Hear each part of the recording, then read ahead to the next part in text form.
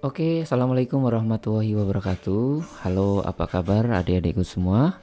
Semoga kalian senantiasa sehat dan tentunya mendekati hari menjelang UTBK ini kalian sudah lebih fokus dan siap UTBK-nya. Menemani persiapan kalian menghadapi UTBK tahun 2021 ini, kakak akan memberikan clue Panter Mandiri PK yang ketujuh. Tanpa berlama-lama, yuk kita saksikan saja videonya sampai habis. Oke, untuk soal yang nomor 1 nih sebenarnya nggak susah ya adik-adik. Tentunya kalian pasti punya insting. Pertama, kita akan samakan penyebut bagian kiri, gitu ya. Samakan penyebut bagian yang ruas kiri, kemudian kali silang dan sederhanakan. Nah, jadi setelah disamakan penyebut yang bagian kiri, kalian kali silang dan sederhanakan. Nah, tentukan nilai-nilai X-nya. Nanti kalian akan dapatkan 2 nilai X. Dan 2 nilai X itu nanti silakan kalian masukkan yang kita sebut sebagai A sama B-nya, gitu ya. Tinggal bandingkan, nilai P itu adalah A kuadrat sementara Q adalah A kurang B. Kemudian untuk yang kedua, nah ini kalian perlu ingat-ingat kembali ya. Pertama adalah bagaimana cara membuat suatu persamaan garis yang diketahui titik potong sumbu X dan sumbu Y-nya. Nah, dulu ada cara cerdasnya ya. Jadi kalau dia memotong sumbu X dan sumbu Y, caranya adalah yang di X, yang di sumbu Y kalikan sama X, yang di sumbu X kalikan sama Y. Nah, nanti ruas kanannya adalah hasil kali keduanya, gitu ya. Nah, itu cara gampang membuat persamaannya. Nah, setelah kita buat persamaan garisnya, kemudian kita tinggal tentukan tanda. Nah, ingat dalam menentukan tanda ini syaratnya adalah koefisien X-nya harus kalian positifkan dulu. Kalau seandainya masih ada yang minus, kali min dulu semuanya ya. Baru nanti kalian bisa nentuin tanda ya.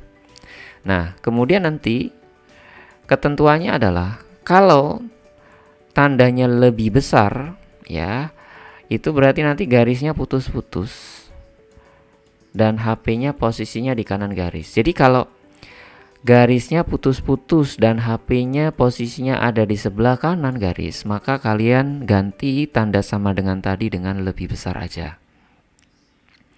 Kalau nanti garisnya putus-putus dan HP-nya berada di sebelah kiri, dalam hal ini HP itu yang arsirannya ya. Kalau arsirannya berada di sebelah kiri, maka tandanya adalah kurang dari. Kalau dia garisnya putus-putus.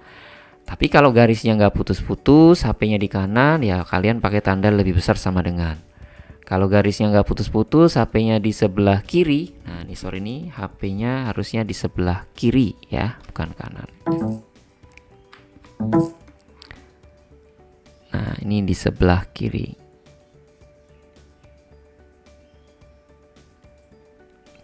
Kiri. Nah,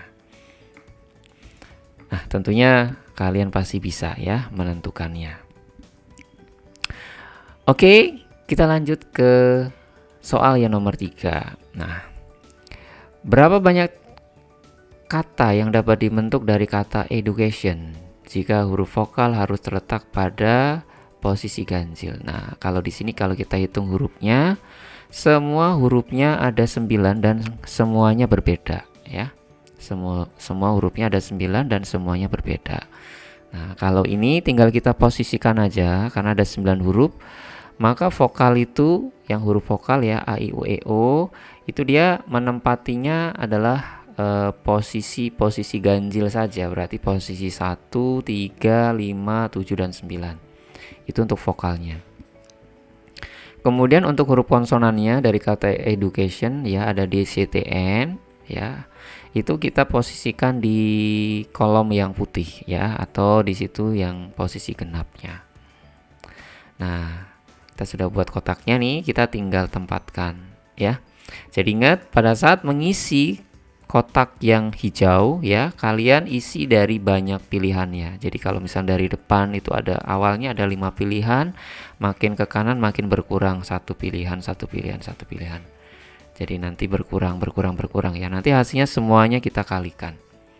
Nah, pasti kalian sudah paham lah ya cara mengisinya, karena ini materi yang masih baru juga. Oke, kemudian untuk soal yang nomor 4. Nah, X adalah bilangan bulat positif kelipatan 4 dan Y adalah bilangan bulat positif kelipatan 6. Nah, seharusnya kita bisa nyatakan X dan Y-nya dalam bentuk seperti ini ya. X-nya misalkan 4M dan Y-nya adalah 6N. Nah, setelah itu kalian tinggal kalikan ya, dalam permisalan tadi ya, kalian kalikan ya, 4M kalikan 6N. Nanti kita akan dapatkan bentuk XY dalam M dan N. Nah, kalau kita ditanya XY adalah kelipatan bilangan berapa? Nah, kalian bisa cari faktor dari koefisien MN tadi. Nah, faktor-faktornya itu yang menyatakan kelipatan dari bilangan XY. Jadi koefisien MN, faktor-faktornya itu menyatakan kelipatan dari bilangan XY. Itu yang nomor 4. Kemudian yang nomor 5. Nah, ini soal tidak terlalu susah ya teman-teman. Jadi kalian tinggal sebenarnya untuk menentukan besar sudut ABC, analisanya adalah tentunya kita harus dapatkan sudut CBD ya. Kita harus dapatkan sudut CBD karena di situ yang sudah ada adalah sudut ABD kan gitu ya. Nah, bagaimana untuk mendapatkan sudut CBD ya? Tentunya dibutuhkan data pada segitiga BDC. Nah, dan datanya itu adalah data yang semestinya bisa digunakan untuk menentukan besar sudut CBD. Kalau nggak bisa menentukan, maka kita bisa simpulkan ya. Pernyataannya cukup atau tidak ya. Satu pernyataan itu cukup atau tidak. Kalau dua-duanya dipakai juga nggak cukup, ya kita bisa simpulkan ya. Oke, itu kira nggak masalah ya untuk yang nomor 5. Dan demikian clue tentang Pantar Mandiri pengetahuan kuantitatif yang ke-7. Mudah-mudahan bermanfaat dan adik-adik tetap semangat mengerjakan.